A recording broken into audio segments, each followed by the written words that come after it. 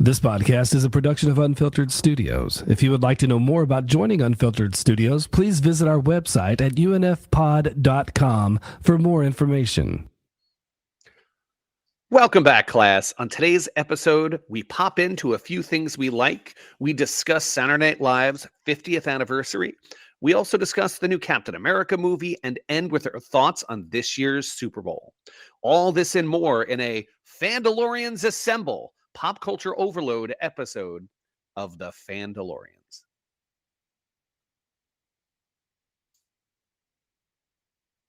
Teachers by day. Nerds by night. Okay, hold on. Let me just do the last part again. I forgot because I stopped writing. We should really leave this part in because it's funny.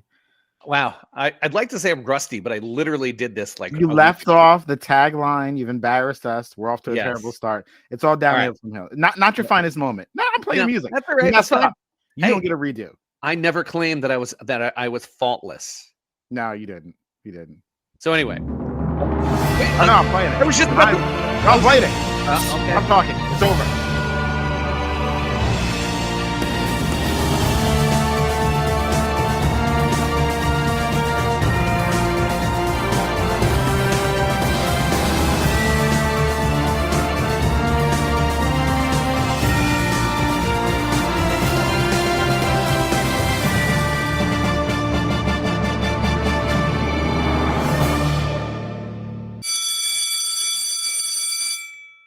Teachers by day, nerds by night. Better late than never. It gets in there. That is the bell. Class is in session. Welcome to the Fandalorians podcast. Teachers by day, nerds by night. We are the number one popsicle. Popsicle?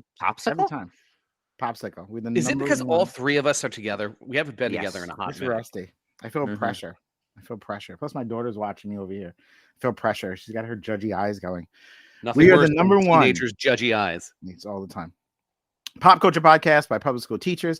Every week, we bring you the latest entertainment news and reviews and lively debates with a fun teacher twist. Proud members of the Unfiltered Studios podcasting network. I've hung out with them a lot recently. We continue to mix lifelong friendships, banter, good nature, trash talking, fun. Email us at thefandaloriansmailbag@gmail.com, or you can text us at 631-494-3632. We'll read it on the podcast. Since we get new listeners all the time, allow me to introduce ourselves. My name is Mr. Richardson, fourth grade teacher, and the man who has been making the podcasting rounds. Guys, I'm in the streets. I had noticed that. I had no idea. All of a sudden, I'm out here everywhere doing podcasts. You're just out in the street with a sign, be like, "Will podcast?" Yes, for money all the time. First, I did these are all Unfiltered Studios, Pedals of Support, hosted by Mama D. Yeah, that subtle cross promotion. Yeah, and we talked for a while. She broke into 2 episodes. The topic was the workplace, navigating the workplace, how trying not to get fired. Don't listen to anything Jimmy says. No. I speak at the New Teachers Institute every year for the past 5 years. Literally about the things that the uncomfortable conversations, the stuff no one really wants to say out loud, the, hey, keep your mouth closed. Hey, you shouldn't say this. Hey, just because they're, I don't know, a custodian doesn't mean they're not in a fantasy football league with the principal. So watch who you talk, like, that kind of So it went over well. She said she got a lot of listens. Also, some people I work with heard it and someone felt called out. I was speaking about them specifically when I pointed out the media. And my thing in the media are the people you talk to at work that if you say something to them, it's going to get around. And you either avoid telling them things or you specifically tell them something so use it to your advantage. You need it. Yeah. Media members felt like I was speaking about them specifically. Feelings could be hurt. I don't really care too much, but you should check out the episode anyway. Maybe I'm talking about you. Who knows? And then last night I hopped on Unfiltered Sports Weekly because they had someone who canceled and they reached out and said, does anyone want to be on? And I'm like, all right, I offered to go on before if they ever wanted to talk NBA, but they never talk NBA. So when the main guy who hates NBA was out and he reached out, I was like, listen, I know you know NBA, this all-star game is a big thing. You want to pop on and talk about it? It's already out today. I popped on. We ended up talking about that. We talked about Mario Kart of all things. And Mr. McDonald, I told a great story about our youth on there playing basketball and how if someone's significant other was watching, the basketball game turns into WWE style as we like fake pump and, blow each other out the way to look good. Remember, we did this a few times. Yeah. Well, do you want to know something funny, Mr. Richardson? My wife has never actually seen me play basketball except for one time. It was against the Harlem Wizards. My other co-teacher, she's giggling, high school teacher, and the man whose son had a little too much dip on his chip, Mr. McDonald. Did he double dip? What are we doing? No. So do you know the phrase "too much dip on your chip"? I have no idea what that means. Never heard of it. See, that's the joy of teaching in the city.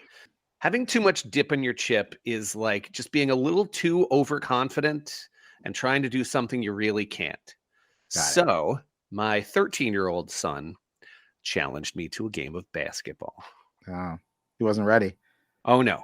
Wasn't ready for that heat? No. I mean, look, I reminisce about when I was 12, my father's like, I will play you one more time ever. You can use it now. You can use it 30 years from now, whatever. And I was like, I want it right now. And so, of course, my father, being an adult, just like manhandled me. Mm-hmm. And I didn't even have to do that. I just gave him the ball. And he's like, he goes to drive the lane, and I stripped it. And he goes to drive the lane, I stripped it again. And then again. And he's like, Can you play like a 13-year-old? And I was like, no. And I was like, you got to learn. So you won? I didn't just win. Yeah. He cried and ran off. I dominated. We didn't even finish the game. He was pulling up for 3. You were pulling up from way down the end of the driveway, and he just had enough. No, right. I did the Larry Bird. And one of the things that a famous story about Larry Bird is Larry Bird was bored playing basketball one day because you're just so good at it that he was telling his defender exactly what he's going to do and then doing it. He goes, I'm going to take 2 dribbles. I'm going to pull up right over there. And that was like, I did the exact same thing. And it's just like, oh, this is great. Now, having said that, to the surprise of almost no one, Mr. Richardson, my son has a really good jump shot. Nice. Listen, you could shoot the apple doesn't fall far. No, you could shoot the lights out. Good stuff. My other co-teacher, the man is going to tell us something about a book, Mr. G. What are you reading, listening to? Well, I finished the book, Mr. Richardson, that we were supposed to listen to. Did you finish reading it, listening to it yet? I'm going to say no. Okay. No. We're running into some problems, but I'm going to get to it. I promise I'll be done. Okay. All right. It's been really good. Is this the one that Janine kind of bailed on as well? No. This is the one that Janine. No, we're all waiting for Janine me. and I finished. We're waiting for me. Yes. So in the meantime, I'm listening to Mickey 7, which is the inspiration for the 17? movie. No, it's Mickey 7, but which is the inspiration. Let me finish, Mr. McDonald. Stop interrupting me. Sorry. I'm very confused. Go ahead. You got to stop that because I listened to part of that episode and she wasn't a fan of your interruptions either. So that's because she lives with it. Yeah. You think she'd be used to it? No, it's terrible. All right, Mr. G, let's go. Mute yourself, McDonald. Mickey 7 is the inspiration for the film Mickey 17. So it is the book. It's a series. It's labeled number 1 at the moment. It's by Edward Ashton. And when you watch the trailer for Mickey 17, a lot of the stuff that's going on in the trailer is from Mickey 7. And Mickey 7 just follows Mickey number 7. He's an expendable, which basically means that his body was genetically copied, and then he uploads his consciousness into a computer, and then he's sent on to be expendable. So it's science fiction. They're on a planet, they're a colony, and they're colonizing. And so he gets the fun job of, all right, go find out if the air is breathable. So he goes out, takes off his helmet, and then he becomes Mickey number 2. And then die for your country. Go. Exactly. That is his job as part of the colonists, to be expendable and find out things the hard way. And then there's a couple of jobs that they allude to that require like you to go in to clean out the radiation chamber. So there are things like that. Now, Charlie, can I ask you a question? Yes. Like, does it hurt to die and all that stuff? That sounds terrible. Well, some of it is funny because he has to sit down and interview for the job. And when they're interviewing with the job, they do say, so this is what's going to happen to you. These are the different things that could happen to you. And they're talking about like sicknesses and like you might get injected with some sort of disease. And then they're like, okay, so then you kill me. He's like, no, well, you have to write it out to the end because the scientists need to collect as much data as possible. So in the moment, it could be painful. But when he wakes up after being regenerated, he has to remember, or they tell him what happened so he doesn't like do it again if it's like a mistake. But it's interesting. It's funny. It's got a little comedy. It's science fiction-y. It's got that whole, it kind of has a feel of Starship Troopers to it a little bit because they're dealing with things that they call creepers that in my mind look just like the little bugs from Starship Minecraft? Troopers. Oh, I said Minecraft. Yeah. Yeah. All right, guys, we're doing something a little bit different today. Today We're going back to our roots. We're going back to how it all started, mostly for you, McDonald. I don't have bells between periods where I am, but that's what we're doing. We're doing a bell schedule. We have 4 topics. We're going to ring the bell between. It's going to remind you of middle school. You're going to feel it. You excited, Bryn? First period are pop-ins. We're going to pop in a few things we've been checking out and interested in. I'm going to start with this. I'm going to start with my topic first. Bryn actually has something to say too. What I did to her recently is also interesting. I'm starting with Your Friendly Neighborhood Spider-Man. Now, Mr. G, did you finish it? I did not. Well, 2 episodes came out today. So I did not watch the final 2 episodes. listen, this show is the Penguin of this year for me. In terms of expectations being, okay, we're just doing a show. Sure, I'll watch it. To it being the best, and I've never been a prisoner of the moment. It could be the best animated Spider-Man series I've ever seen. The idea of them taking, instead of doing the prequel to the MCU and doing basically an alternate reality of Spider-Man, it has all the same themes.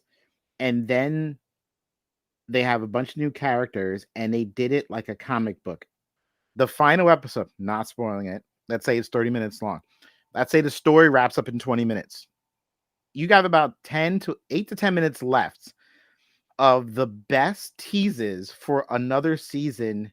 They really literally visit everyone and tell you some crazy stuff that you're like, oh my God. And it was literally a run. And again, I'm not spoiling it, but I'm telling you, it is what it is. Every visit to somebody ends with you going, oh my God. And then they cut to someone else. Oh my God. And everything that's happened all season is like interwoven. And then the final tease is something I have never, ever seen in Spider-Man my entire life. From comics to movies, I can't even believe they're going there with this. They explain the origin that we saw in the first episode, Mr. G, that you and I talked about. They explain Strange and they explain how that all happened, which was nice, and I thought that would be the biggest part of it. But the payoff on the season finale, I have never seen them do this before. I can't even explain it without spoiling it, but I've never seen this. Like, not even close. No one's teased it. It's never been in any comic, but it's brilliant. It's absolutely brilliant. Yeah, I was caught off guard by this. This is way too good. Yeah, like I said, I'm up to, I guess, the last 2. I didn't watch the last 2 episodes, and one of my critiques was the comic panels, which they've improved. So throughout, they changed the comic panels in it, and I liked it a lot. And Ms. Richardson, you mentioned like episode 7 as being very defining, and it was great. Episode 7 was fantastic. It was the Gambit episode. It was, again, not spoiling it, but there was blood, and on such a level that I've never seen in a Spider-Man cartoon before. And it took me to X-Men, where like, oh wow, they're going for it now. They're not playing around.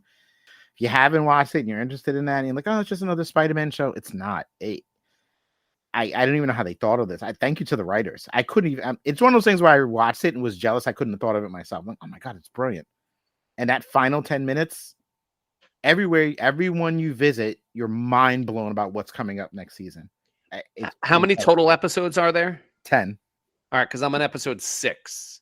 Yeah, that it's once it's done, we'll go over it like in full. But it's been crazy. All right, so that's what I've been popped in on. And then my daughter Bryn, are you done fixing your hair?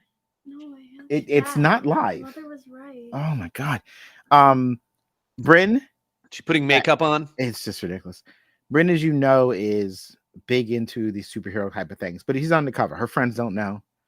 she's quiet about it. It's like a secret identity. No, you're cutting that out. Yeah, you're sure I'll cut this out. None of her friends know that she's this deep. So she reached out to me in the house, want to watch something new. So I'm thinking to myself, I'm going to be the completely inappropriate parent. You know what? You should watch Invincible. Sure, it says 18 plus in the corner. Let's go. So I didn't tell her anything about it. I let her watch it. Brent, just tell them your thoughts going through Invincible and then getting to the end of the episode. And those of you who haven't seen Invincible, you should watch. We'll mention a little bit about it in a second, but just... Okay, so wait, I have to like lean it. You can into just it? lean into it. Okay, so I was told to watch Invincible, and I didn't see that as 18 plus. I was like, what show to watch? And he was like, Invincible. I was like, okay, what is it about? And he was like, well, it's about, and he was like being so vague about it. So then I started watching it, and when I tell you, it was the boringest thing ever. It was so boring. It was like there was like an emotional speech every 5 seconds. They were throwing a baseball, and then he was like talking about the significance and symbolism of the baseball, and I was so bored out of my mind. And then it was like 10 minutes until the end of the episode, and my dad was like, oh, you want to watch another? And I was like, yeah, sure, we can watch another, because he was like telling me to at least get to the second She was not episode. interested at all. I was like, she yeah, was fading fast. we It's very can boring. watch another, I guess. Like, You're talking about episode whatever. 1, right? Yeah, episode Yeah. 1. Oh, yeah. Before, she doesn't know. She's never So knew. we're like Yeah. 10 minutes, and then he's like, okay, we can watch another after this. I was like, yay, it's so much fun. And then at the last few minutes, like it cuts, and then they're all like going to like that secret like meetup place, and I was like, oh my gosh, there's more. You're kidding. Like, I don't care what like So their lives are let me about. just explain it this way. It was the last scene before what Omni-Man does. They cut to every superhero living their life. So the Batman guy gets the signal and he leaves. The Flash guy leaves his girlfriend. So it's a montage of them coming together. And again, I'm looking at her because I know what's coming, and I'm watching the boredom. Oh, I Because love it's when that such happens. a corny first episode on purpose for what happened next. So tell I was literally like groaning. I was like, oh my gosh, I don't care what they're doing. Like, get on to it. And then all of a sudden they come there, and I see him slaughter everyone. And there's a whole entire massacre. And I'm like shocked. I'm like, wait a minute. This isn't the show that I was watching for 40 minutes Did you straight. change the channel? And I Yeah. like low-key wanted to continue watching. I was like, wait a minute, I did not expect it to be like this. Like, he was hyping it up, being like, oh, this show is so bad. I don't even know if you're allowed to watch it. It's kind of bloody. And I see like Mark getting a nosebleed. I'm like, are you serious right now? Like, is it really that bloody and terrible? And I was like, oh wait, yeah. It is bad. But Oh, yeah. I'm so happy for you. That's so nice. You got to experience your first, oh my God moment. Yeah, so on season 2. Jimmy, don't forget she has to take a 6-month break between episodes 4 and 5 in season 2. It was longer than that, man. It was terrible. But and you know that if you ever rewatch things with your kids and you know what's coming, and I know Yeah. the first episode on purpose was supposed to be slow and make you think just a generic hero show until the end. And I just looked at her and I was watching her face react to season 2, episode 1, right? We Yeah, did or the season 2, whole. episode 2. We started 2 days ago. We've all through season 1. We watched like 3 a night. And her mother doesn't know how bad this is, so we're just gonna keep it like that. Fortunately, she doesn't listen to the podcast. No, this show's pretty bloody. There's some things where I'm like, ooh, wow, I didn't know it was that bad, but it's And pretty then, bad. like, right after they got all massacred, like, I seen it cutting to the next episode, and it says 18 plus. I was like, wait, I didn't notice that before. What are you doing here? Like, I didn't notice that. You'll be 18 one day. She's advanced. Whatever. Again, it's the difference between us and McDonald. First kid, your oldest is 13, my last Yep. is 13, so Yeah. she can watch whatever she wants because I truly don't care anymore. But Mr. Richardson, what you're missing is that, just taking the idea of PG-13, the PG is parental guidance. You were there guiding her through the experience. Yeah, So it's I was not as covering bad. It's not You're as, not a don't feel bad as dad. guilty as you. You're a you guide. should. yeah, it was a Exactly. mess. It was a mess. No, you're like Donald, Gandalf. You're just Yes. leading them through Mordor. That's all. He loves it. You're enjoying it, right? Spirit. Yeah. McDonald, what are you into? So I'm gonna shout out another podcast that I was somebody recommended it to me, and I was like, whatever, because there are 10,000 history podcasts out there, and I am a history teacher. I'm also a history dork, but someone's like, hey, check out this podcast. It's called the Revolutions Podcast, and it is by a guy named Mike Duncan, and it is on season 12. And the first 11 seasons are your very kind of typical revolutions and how they happen. So it's the English Civil War, the American Revolution, the French Revolution, the Haitian Revolution, the South American revolutions. And, I guess they started kind of running out of revolutions that they wanted to talk about. So season 12 is they are doing the Martian Revolution. I got some theories on the Martian Revolution. Wait. Yeah. Explain So more. ready? So the Martian Revolution it's a future revolution. So it's historical fiction.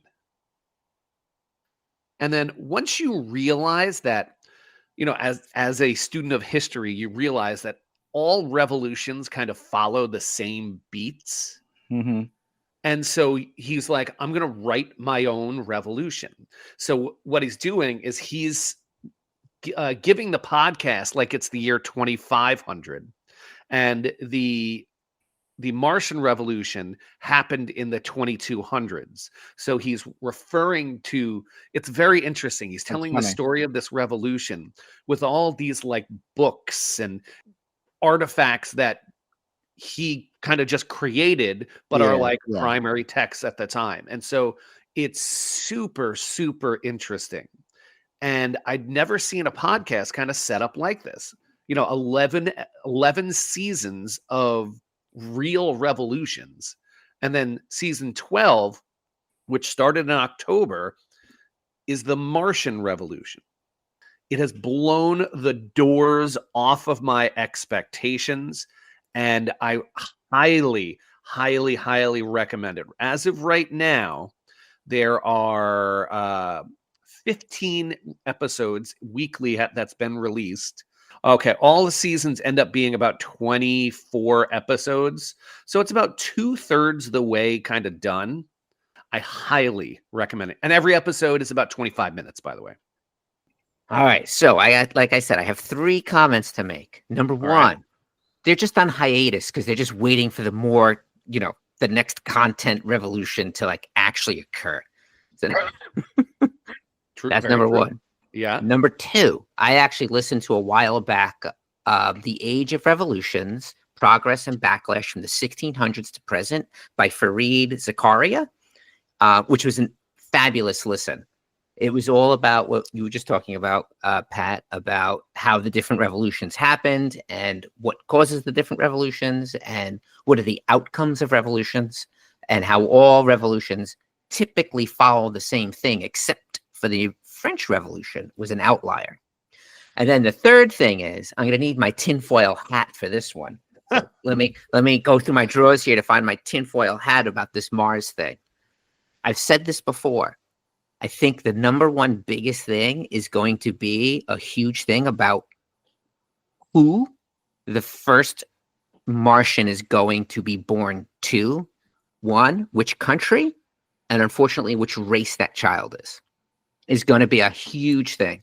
And sneakingly, they're going to name that baby, depending on who gets there first, an Adam or Eve. Is my guess. I could see that. And then eventually, of course, there'll be the Martian Revolution where the Martians take over, whatever, humans. Well, Martians.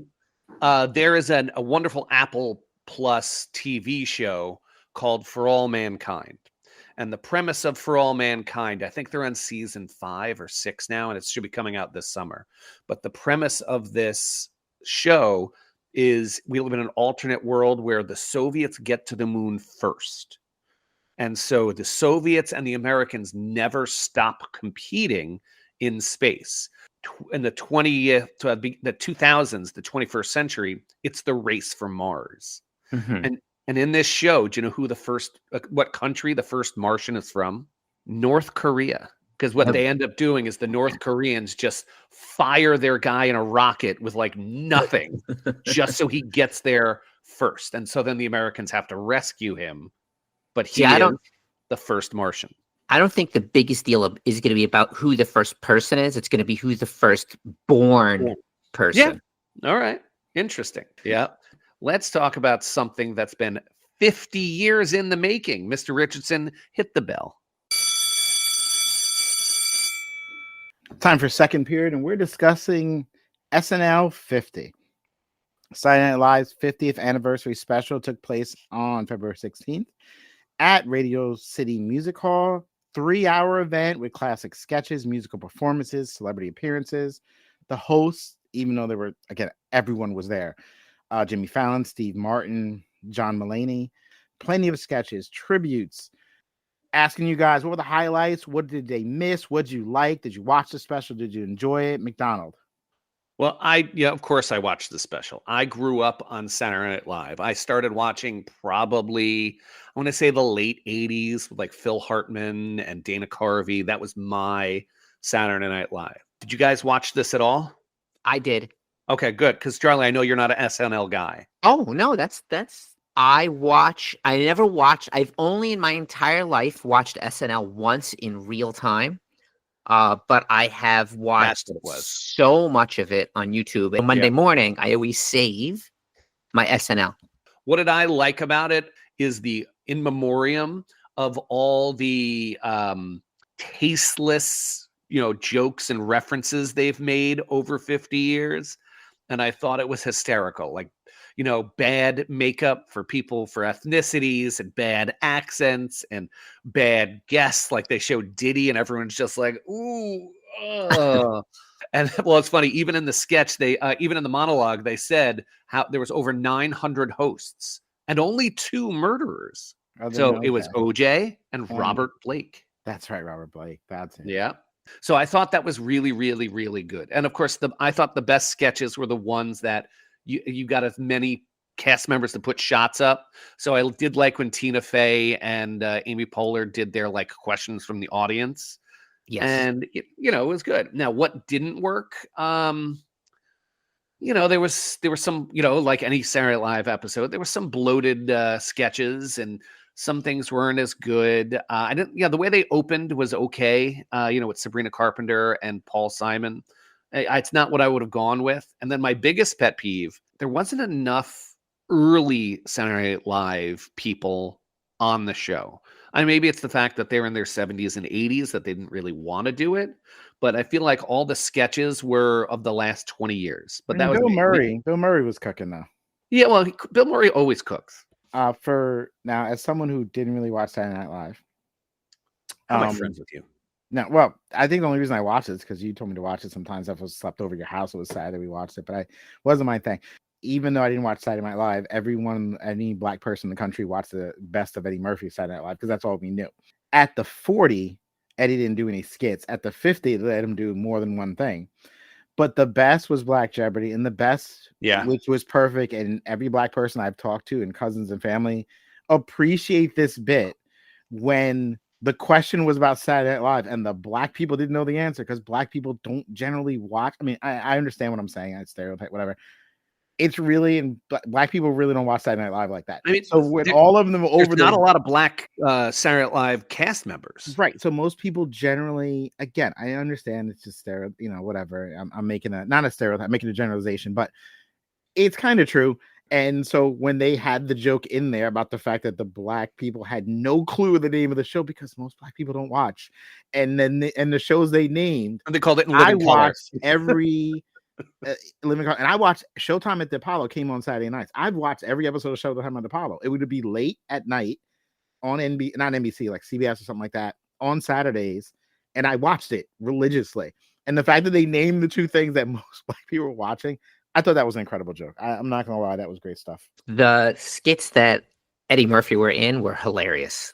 Black Jeopardy was funny. Him being Tracy Morgan just cracked me up. And not only was it funny, it was like spot on.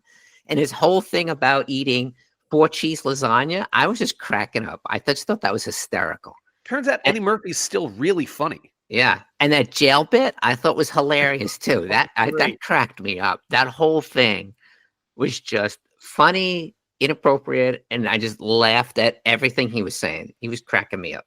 What I didn't understand, there was the funny bits in there, but I found, as much as I thought stuff was fun and I liked Adam Sandler's song, his little tribute song that he sang, I thought that was great.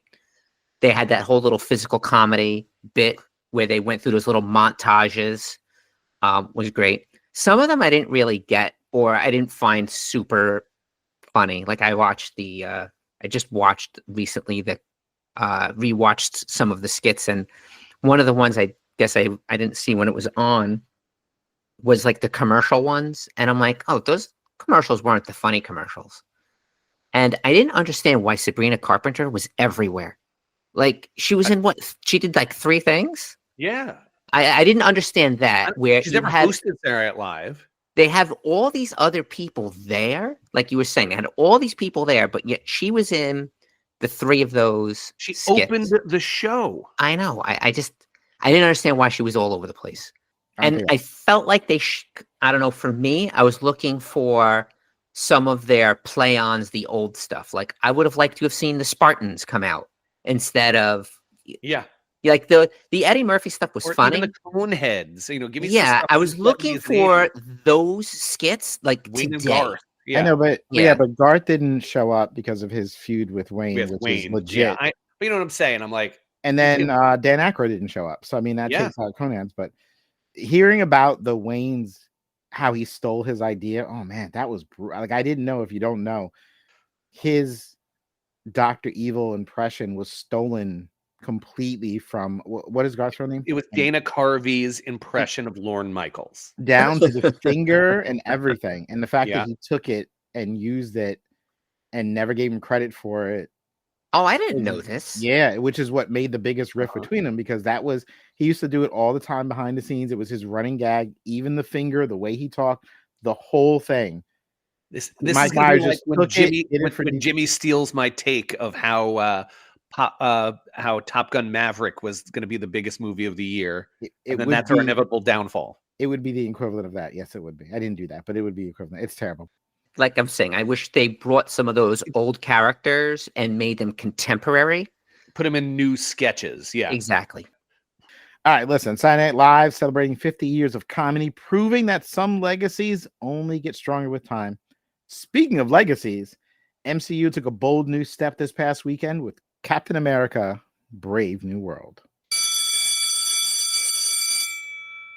All right, welcome to Third Period. We're discussing Captain America: Brave New World. On a budget of 180 million, it made over 100 million over the 4-day President's Weekend. Total gross to date, and we're recording Wednesday, February 19th, it's made 198.3 million worldwide. Directed by Julius Onah, I'm going to say. Anthony Mackie, first time in a film as Captain America. Harrison Ford pulled up as Thunderbolt Ross. Danny Ramirez played Joaquin Torres. Joaquin. Sorry, I was thinking of Joaquin Phoenix. It's still Joaquin Phoenix. Isn't it? I've heard it both ways. No. Oh, Jimmy. No. Oh, Jimmy. No, we've I never don't- heard I it don't that know. way. You know what? I've heard it both You've ways. heard it that way, right? Never. Friend says no. Liv Tyler as Betty Ross and Tim Blake Nelson as Samuel Stearns, aka the leader. Did you get a little gun shy on Nelson? You're like, is that how it's pronounced? No, Nelson. I actually him I know well. He's a friend of the podcast. Oh, true. Film has received mixed reviews, 51% critic score, 80% audience score on Rotten Tomatoes. Is this a big deal? Thoughts on it making its budget back? McDonald, I know you saw it. Let me say something first because you're going to give a non-spoiler thought, but let me jump in. Having not seen it, is it a big deal? The fact that they actually had a budget of only 180 million, 80 million, it's a pretty big deal to me because these movies cost usually a lot more than that. They've made it back already within a week. We'll see where it goes from here. I don't know how far it's going to go, but again, I didn't see it. Do you have plans on seeing it in theater? Okay, so here's the thing with me seeing it. I promised my daughter that I'd see it when she comes home from college. That's the only reason, because you know me, normally I'm out that weekend too, but I'm waiting for Hayden to return and we're all going to go see it together. So I 100% will be seeing it. No one in this household has asked me yet to wants to go see it. So we might go see it. We may not go see it. I'll definitely watch it when it streams if I don't see it in the theater. All right, McDonald, you cook. What do you got? Well, look, I saw it. It reminded me of old MCU. And when I say old MCU, the fact that it was pretty good. It wasn't amazing. It was pretty good. There was a lot to like. It reminded me a lot of Schneider's DC movies where it was a bunch of really cool scenes. And like I don't know you can't step on it. Yeah. I know you're trying. All right, but- so here's my question, Yeah. Mr. McDonald. Do you agree with are you with the 80% of the Yes. audience? Yeah. Okay. I mean, because look, this is why it's such a big deal, because this is it's certainly not bad. It is mid, and mid Marvel movies, if they're making money, you know what they're going to do? They're going to make more Marvel movies.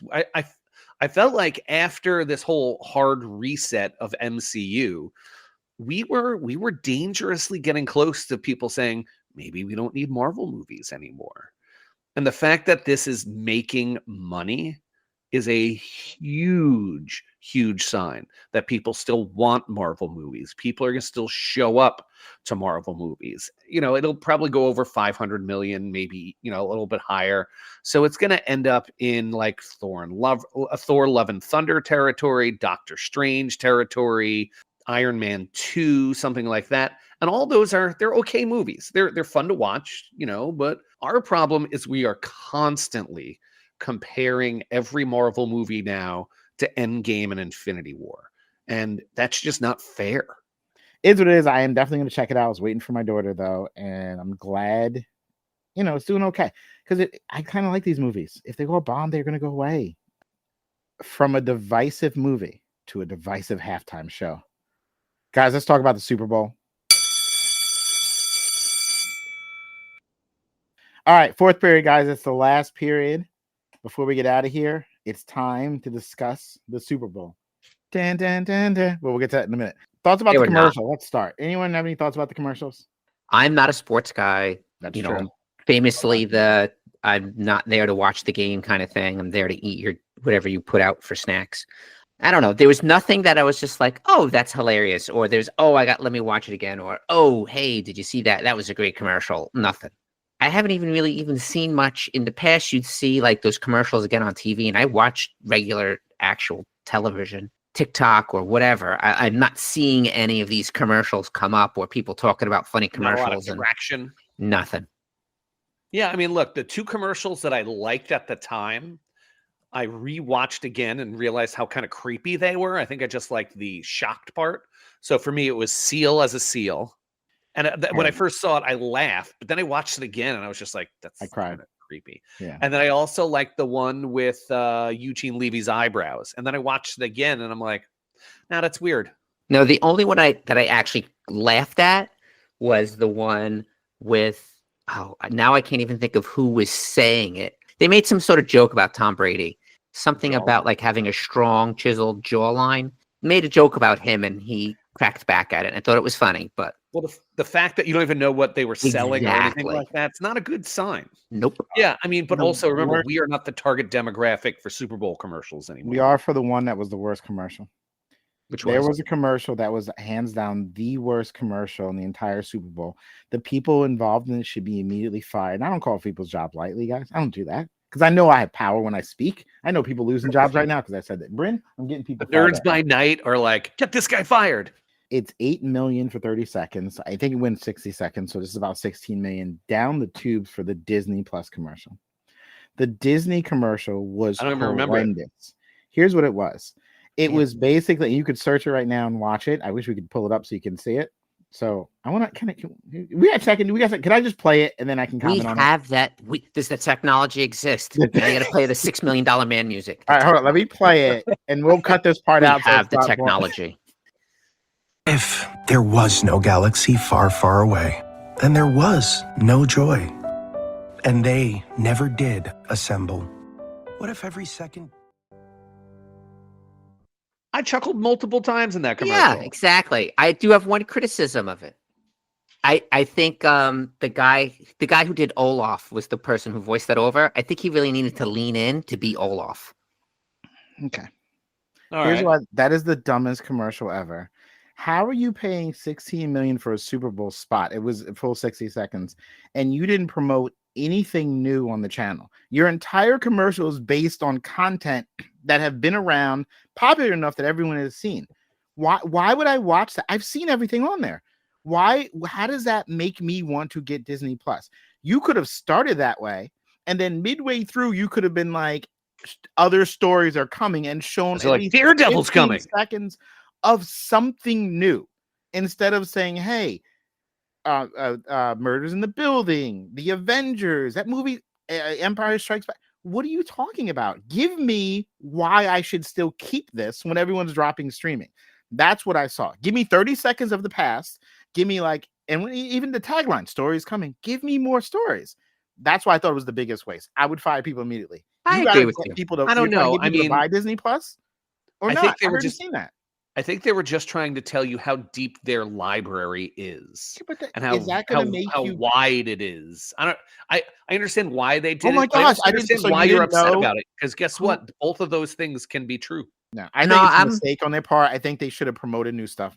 Mr. G, what do you think? I'm with with you, Mr. Richardson, only because what my biggest pet peeve is when I'm watching Disney Plus and they air a commercial for Disney Plus, Yeah, that's like weird. other shows that That's are weird. on Disney Plus. Like, I'm already watching it. Why are you showing me Give a me- commercial? Like, I- I don't want to watch a commercial at all, but it infuriates me to pause the show to show me a commercial for other Disney Plus shows. Like that, once again, Mr. Richardson, they're not like random shows. They're popular shows like The Avengers or Frozen or whatever. Yeah. I'm like, I know they're I there. know I'm not that's watching there. them.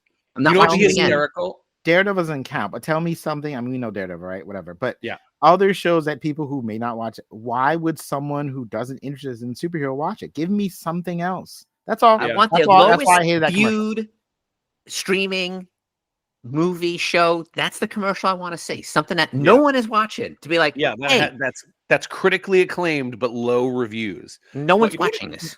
Do That's what I you want. think? I know, all these streamers they like money, and you know what I think would be hysterical is if Netflix bought an ad on Disney Plus. You guys see any movie trailers you liked? I don't think there was much of that Well, either. there was man. one movie that I thought that was going to be there and wasn't because they released it a couple days earlier. Man, how did they not have Fantastic Four as a Super Bowl? They were like, commercial. yo, we're not Because spending they that money. spent the money on that other On that Disney Plus stupid- commercial. They were like, we already spent 16 million of that. No, I'm not giving them another 16. Forget it. Yeah, I Dude, know. Somebody call Good Morning America. Let's get them on there right now. We're gonna They play it. did do Thunderbolts, which the more I see a Thunderbolts, the more I like. It just looks funny. It looks like them running around them pointing out the fact that wait a minute. None of us can fly. All we do is punch and shoot things. Like the obvious. This is a the poorly fact that their constructed team. Yeah, their entire team is just punching and kicking. It's like none of you guys can fly. I love that part. Hold on, I gotta get my tinfoil hat out. I watched. We need to call this something, Mr. G's Tinfoil hat. corner. Yeah, I watched a whole video on TikTok because nowadays you can get like a 10-minute TikTok. They you stretched it, Yeah. and How to it get was it going, okay. about how modern day superheroes are just militarized people with no like superpowers, and it's one of these tinfoil hat things where it's like dog whistling and speaking to people that, hey, you can do these things because they're not necessarily a superhero They're with just a like you. superpower. They're just like you because all they are is a dude with a gun or a girl with a gun.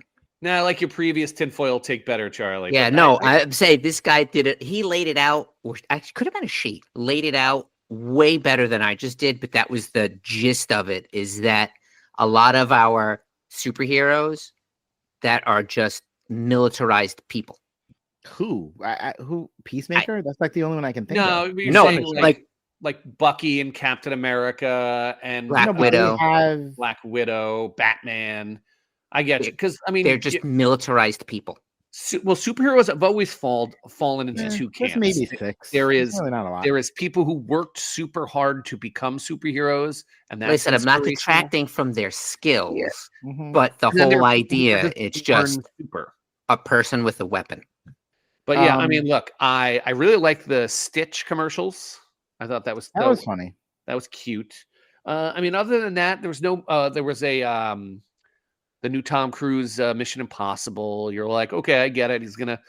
I mean, I'll tell you. Look, every Mission Impossible I watch, I really like. No, it's good. But I will tell you, I have no desire to go see it in the theater. It's too expensive, but I definitely will see it. Oh, so I went to the movie theater twice this week. I saw Uh-oh. Captain America, and then I saw Dogman. And Dogman was fine, whatever. But you didn't go for you. You went with your kids. Yes, exactly. So no, but what I thought was interesting, you went by yourself. what you forget, and sitting there Charlie, by yourself. you brought this up previously. Watching these trailers on the big screen. So they showed the Superman trailer, and the Superman trailer on the big screen. You're like, this movie is going to be amazing on the big screen. Yep. And there was one other movie I forget that I was like, this is going to be unbelievable on the big screen. Like I would tell you, the Mission Impossible movie, I have no desire to see it in the theater. I'll see it eventually, and I'm going to probably love it, but I'm not going to see it in the theater. But Superman, I'm going to see in the theater. Thunderbolts, I'm going to see in the theater. Nothing. Guys, I have a question for you guys. I just wanted your honest thought. What was worse for Drake? Kendrick Lamar at halftime, or the spoof that was done at SNL 50, where Will Ferrell and I don't remember her name played that? Did you see that version? Oh, Anna Gashauser. I forget her name. Also did that. They're Not Like Us. I don't know which one. He can't get away. Let's just back up. Kendrick Lamar, he won the Super Bowl. The Eagles for sure going to win the game, but Kendrick Lamar just won the day. You never seen nothing like this before. A rap song that won this far, and then finding all these videos of Drake bashing him, how he's not on my level, and just Drake left the country. He was doing a tour in Australia that night. It was just brutal. My favorite, Jimmy, though, is people saying, oh, he's not going to play Not Like Us because Drake's going to get litigious. And he's like, yeah, maybe I won't. And no. Yeah, I know. And you were like, come on. And then he teases it. He did like the and then they go back to the regular song because my kids are watching it. They were like, oh, and then they're like, oh. The best is when he's walking and turns to the camera like the Undertaker says, hi Drake. Like just knowing he's watching. I love that meme is everywhere. The meme has gotten there. It's like, the kid you sent away for being a behavior walking back in with candy from the principal. Yeah, right. I did love it. I got to tell you, by the way, I love the trolling. And you're a big fan of the Kendrick now, McDonald. Yeah, I'm a big fan of TV Offer. I like that song. Yeah, right. I love how you're a Kendrick fan now. Listen, I'm going to be the first person to admit that. Like when I first watched it, it was, what it was. I didn't necessarily get all it. I kind of saw there was all this stuff going on. Afterwards, watching all the commentary and reading about it more in depth in that one video, Mr. McDonald, that I sent, that listen to that girl talk about the thesis. Yeah, the thesis for sure. Like there is so much symbolism and all of that built into that it was very masterfully done. Where that a lot of that went over people's head. It was well thought out. Yeah. I do Down love how Serena butthurt Williams a lot of everything. I do like how butthurt a lot of really conservative people that all of us know got, and they were like, but this, I don't get it. What is that? You're like, the Super Bowl halftime show wasn't for everyone, and that's okay. That's okay. But guess what? When it was, when it's like Britney Spears or whatever, that's not for everyone either. You know what the worst Super Bowl halftime was after the whole wardrobe malfunction? Oh. The following year was the old acts. Was the Beach Boys. Oh, was it really? And not only were the Beach Boys like super lip syncing, but one thing I always look for is if their instruments are even plugged in. And none of their guitars were even plugged in. And I was just like, wow, this is bad. Oh, it was such a good show, though. It was not the Beach Boys show. No. The whole thing was good. I can't even take credit for this one, but this is great. It goes, all those super conservative Republicans who got upset about Kendrick Lamar, but they're also the same people who got super upset about the Teletubbies. So take that for what you will. Next year, the Teletubbies will be performing. Watch. That's what's going to happen. They're still going to go, hey, Drake. No. Listen, poor Drake. Someone needs to check on that boy. Man, someone needs to check on Drake. He asked for it, though. So hold on, wait. You know what's going to happen right now? He and his team of writers are in the lab, and they're like, "We have to come back with the ultimate no comeback song." They're Drake dropped an album on Friday. Drake put out a brand new album this past Friday. There was no references to this other than like he wants peace and doesn't want to. He's done with the beefing. He's just trying to back out of it. It's over. Just walk away. All right. That's it. We're gonna wrap it up, right, guys? Yes. Well, I also like DNA, by the way. Now I'm looking at all his songs. I'm like, Kendrick Lamar's good. I like you out here. All right, so that's the podcast for today. For Mr. McDonald, for Mr. G, I'm Mr. Richardson. Thank you. And for Bryn, thank you so much for joining us, and we'll talk to you next time. Wait, we're not going to do where to follow us and all that? I completely forgot to read it. See, I'm not the only one who's rusty, I guess. Come on. No. You're right. I didn't read. Start it over. Come on. No, keep this in. If mine's got to stay in, yours has got to stay in. I'm trying. I don't see it here though. Did I delete it? It's on the bottom. Scroll down. All right. All right. I Ready? found it. I'll do it. You know what? I'll fix it. No, I'll for keep you. this all in. Go ahead. Fix this for me. All right. Hey McDonald, guys, make sure you can follow me, not Mr. Richardson. Yeah, no. And Mr. G, just Mr. G and I. No, and Mr. Richardson, of course. No, on Instagram at Fandalorians.pod. I deserve this. Twitter at FandaloriansPod. TikTok at the Fandalorians Podcast. Email us at the Fandalorians mailbag at gmail.com. Wow, what is wrong with? Is it because it's vacation? Our brains just turned off. Or you could text us, of course, at 631-494-3632. We are sloppy. We're a mess. Not you, Mr. G. I know. Speak for yourselves. Yeah, he's just quietly watching us just go down. And just no, that's because Mr. G does all the editing, so he edits out all his mistakes and he keeps all of ours in. I'm going to do this one. He did the last 5, I think. All right, I'm going to push the button now. I think we did everything. We're good. All right, from Mr. McDonald, Mr. G, Bryn, me. I'm going to mess up again. I'm hitting the button. Bye. Talk to you next time. Imagine we stop. No, imagine we stop what? Just go. Just say it.